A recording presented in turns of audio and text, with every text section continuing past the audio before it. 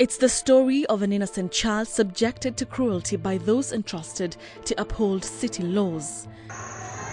At 6 p.m. on the 29th of January, Andrew Gathai was at Uhuru Park grounds playing football with his friends, like it was customary for most of the Sundays.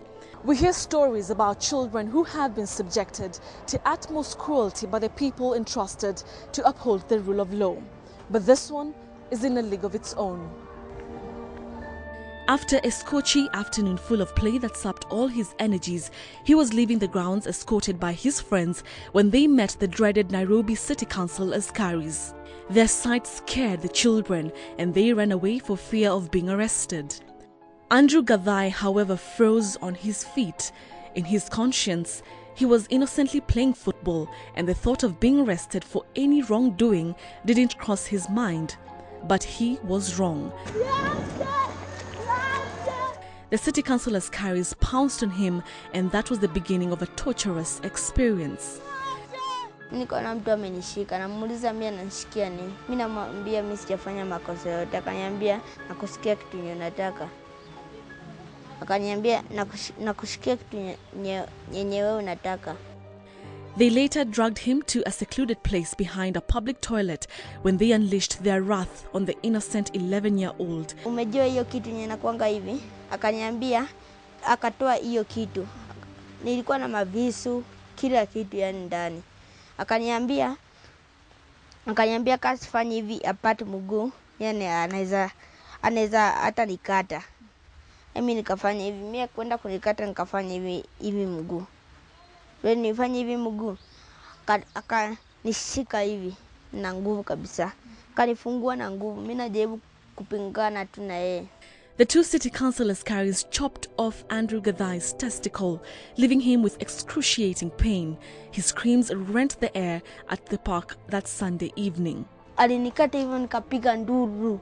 Gathai bled profusely as his little weak and frail body slipped into a state of unconsciousness. As the unthinkable happened, his mother Joyce Mudhoni got a call from a neighbor inquiring what time Andrew was coming home since it was approaching 8 p.m, which is late for an 11-year-old. Kwanza akaniambia kuna vijana wanakutafuta, wa pili akaniambia kuna machokora wanakutafuta na wako na mtoto ameumizwa. Ati Andrew anamwaga damu.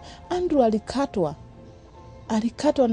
na city council wenye wanatukimbizanga huku, kwa hivyo anamwaga damu mingi sana.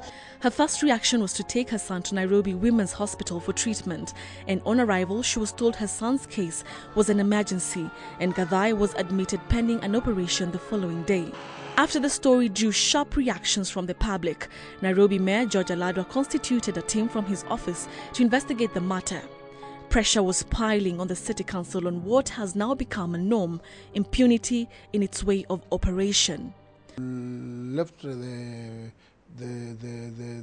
investigation team to give us the report, but as I'm speaking to you now, they told me that the boy was selected by the city council askari, and we have instructed the OCPD and the director of investigation to parade the askaris so that the boy can identify who assaulted him. I tried to establish whether the mayor was aware of many other cases of council askari's brutality and what action the city council was going to take on Andrew Gathai's case. Yeah, we have been having other complaints, but still we are carrying out a thorough investigation. Now, what happened to 11-year-old Andrew Gathai here defies the moral fabric of society and the spirit of human rights, especially those entrenched in the new constitution. What this child was subjected to can only be termed as inhuman and degrading treatment that has to affect his right to life, because getting his testicles cut off fundamentally changes his entire life. It's now been 4 weeks since Andrew was discharged from hospital where he was undergoing treatment. Those close to Gathai hoped he would have a smooth recuperation despite the occurrence of leaving him with trails of bad memories. Last week, a follow-up of Andrew's state was however disheartening, as the stitches that were used in his operation had snapped, leaving the child more conscious of the hell he went through on January 29th. Join me tomorrow as we take a look at City Council as a public institution that many have described as a failed one. For KTN Sunday Night, I'm Betty Kyallo.